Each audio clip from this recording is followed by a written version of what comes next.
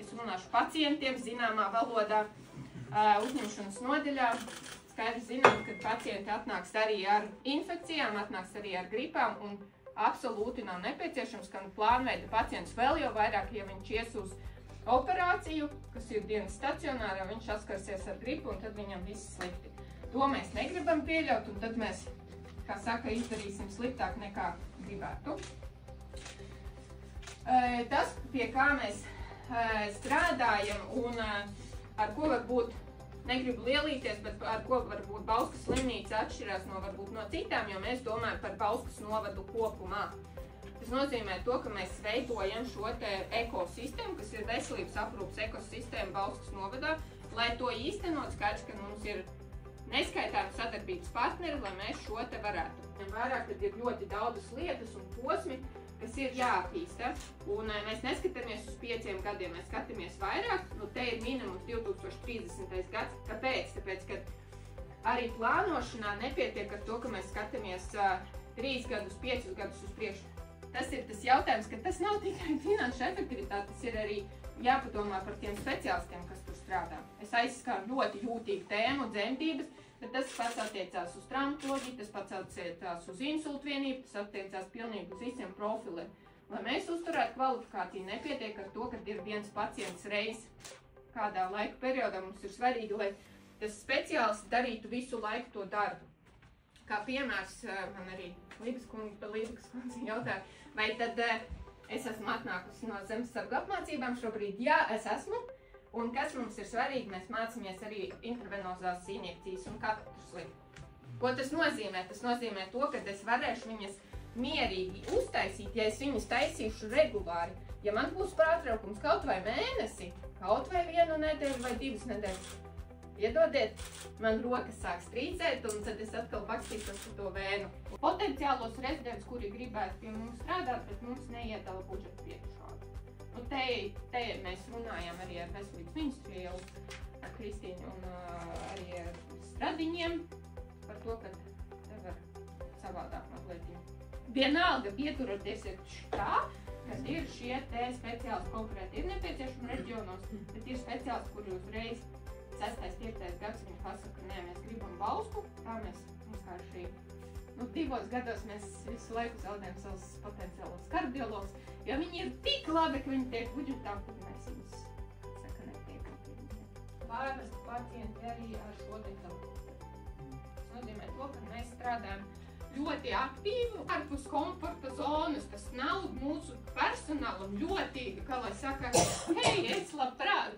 Cilvēki labprāt to dara, bet nav tā, ka viņi ir komfortā. Tas nav absolūti komforts, kad ieveļās, es atvainojos un atved entos cietušos, šos te pacientus zemesargus, un viņiem šī te palīdzība ir jāsniedz.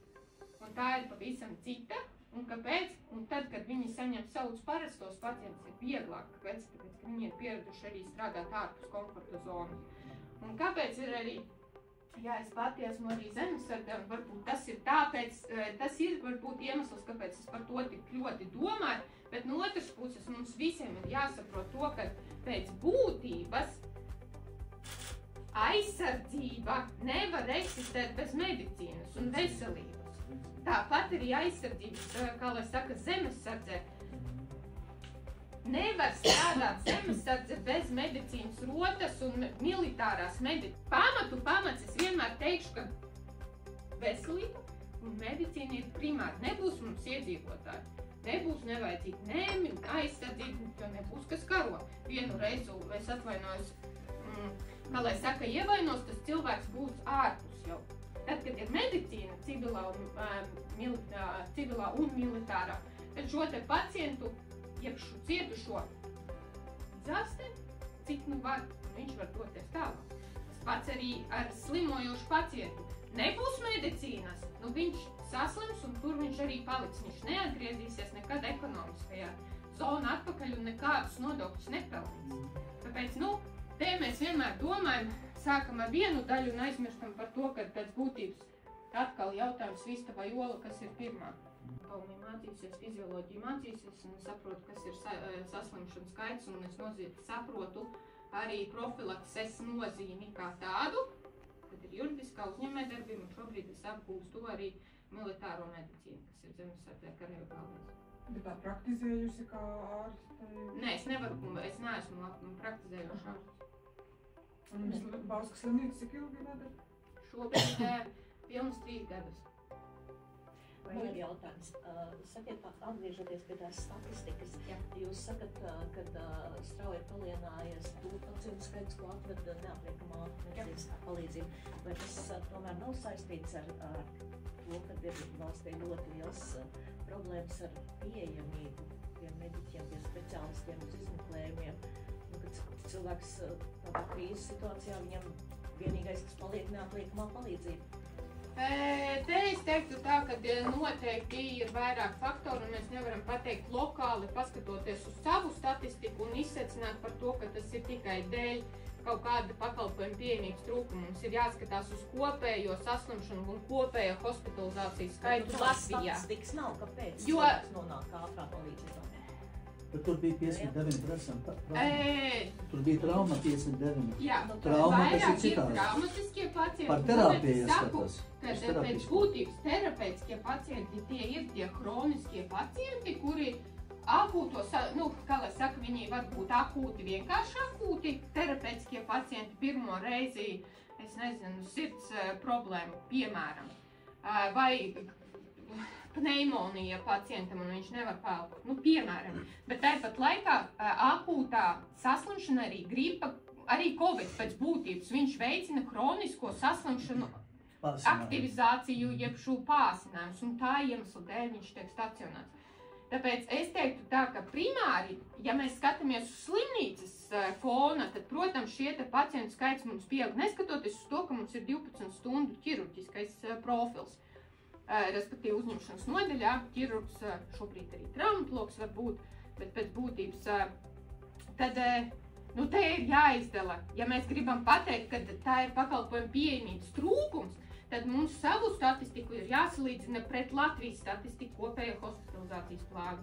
Šeit es varu pateikt to, ka ļoti ietekmē mums protams, NMPD vairāk atved, mums ir 192 pacienti. Plus vēl arī tas, ka arī, protams, pacienti saprot, ka es te varu nākt un šādu pakalpojumu saņemt. Bet attiecībā uz, protams,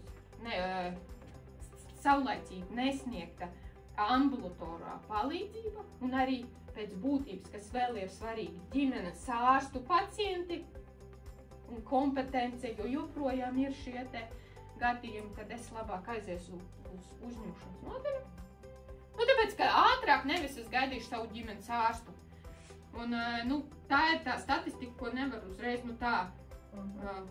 Bet es jums varu atbildēt uzreiz, kā Rīga mēs to redzam. Rīgas slimnīcas ir vairāk nekā 60% pacienti, kur viņi nāk, tāpēc viņi netik laicīgi vai negrib gaidīt rinda vai nevar iet pie ģimenes ārsta, piemēram. Dēļ tā viņi iet uz slimnīcu un viņi pēc dažām stundām atpakaļ mājā. Ap 60%. Jo tā nav tā, ka uzņemšanas nodaļas pacienti 100% tiek stacionēti. Absolūti nē.